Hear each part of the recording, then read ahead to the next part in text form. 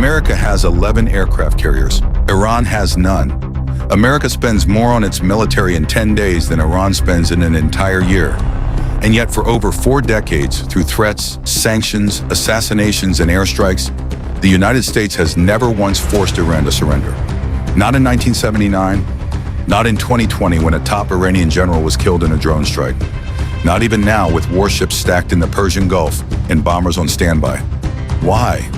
Why can the most powerful military machine in human history not bring one Middle Eastern nation to its knees? The answer has nothing to do with weakness. It has everything to do with a truth the Pentagon does not say out loud. Chapter 1. The Illusion of Power. On paper, this war was never supposed to be close. The United States military budget sits above $800 billion a year. Iran's entire economy, crippled by decades of sanctions, is a fraction of that number. American stealth bombers can strike any target on Earth within hours. Iran does not.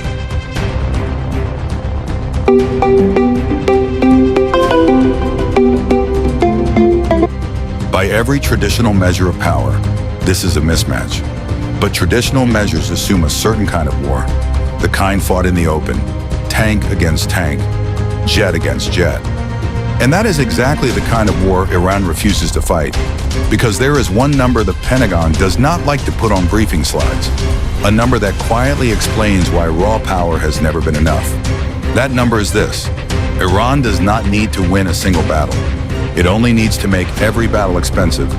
While America was building carriers, Iran was building something harder to sink: a network, militias in Iraq, fighters in Lebanon, allies in Yemen, a web of proxy forces stretched across the region, armed, funded, and ready to strike American interests without a single Iranian soldier ever crossing a border.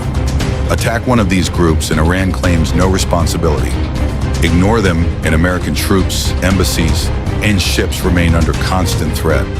It is a war without a clear front line, and the American military, built for tank columns and dogfights, has never fully solved it. Then there is the Strait of Hormuz, a stretch of water so narrow you can see Iran from the ships passing through it. Nearly a fifth of the world's oil moves through this single channel every single day. Iran does not need a navy to threaten it. Fast attack boats, sea mines, and shore-based missiles are enough to turn the world's most vital oil route into a war zone overnight.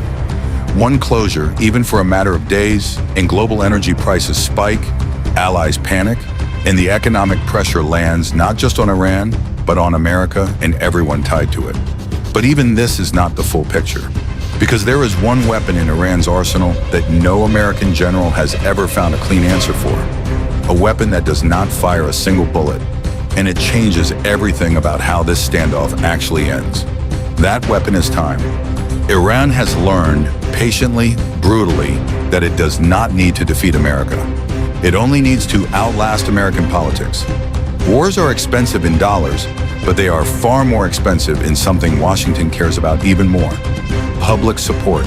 America has been here before. Iraq, 2003. A stated mission, weeks long.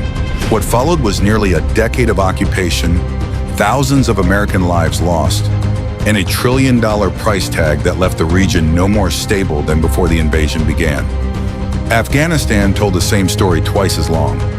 20 years, and in the end, a withdrawal so chaotic it played out live on television for the entire world to watch. Every American president since has carried that memory into every decision about Iran, because a full invasion of Iran would not resemble Iraq. It would dwarf it. Iran's population is more than double Iraq's. Its terrain is harsher, mountainous, sprawling, built for exactly the kind of grinding insurgency that broke American resolve before. Military planners have run these numbers for decades, and the conclusion never changes. Occupying Iran would not take months. It would take years, and the casualties, both military and civilian, would be catastrophic. And there is a historical warning sitting underneath all of this. One most people watching this video have never connected to Iran at all.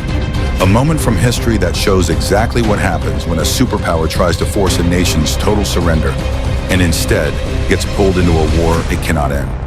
That warning is Vietnam, a superpower with overwhelming firepower, facing an enemy with no navy, no air force, and no path to a battlefield victory. And yet Vietnam did not lose because it lacked strength. It won because it turned every year of the war into a question the American public kept asking louder and louder. Is this worth it? Eventually the answer was no, and the world's most powerful military withdrew without ever forcing that surrender it came for. Iran's leadership studied this outcome carefully. It shaped their entire strategy for the decades that followed. So let's connect it. The number the Pentagon avoids saying out loud is the cost, not in dollars, but in years and lives, of forcing a nation of 90 million people into submission. The weapon with no defense is time itself.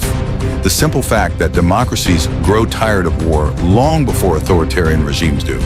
And the historical warning is Vietnam, living proof that firepower alone has never once guaranteed victory. This is why despite carriers, despite stealth bombers, despite $800 billion a year, America has never forced Iran to surrender. Not because it couldn't win a war, because it has never been willing to pay the price total victory would demand. And as long as that remains true, Iran does not need to be stronger than America. It only needs to be more patient. And in a standoff like this, patience has always been the deadliest weapon in the room.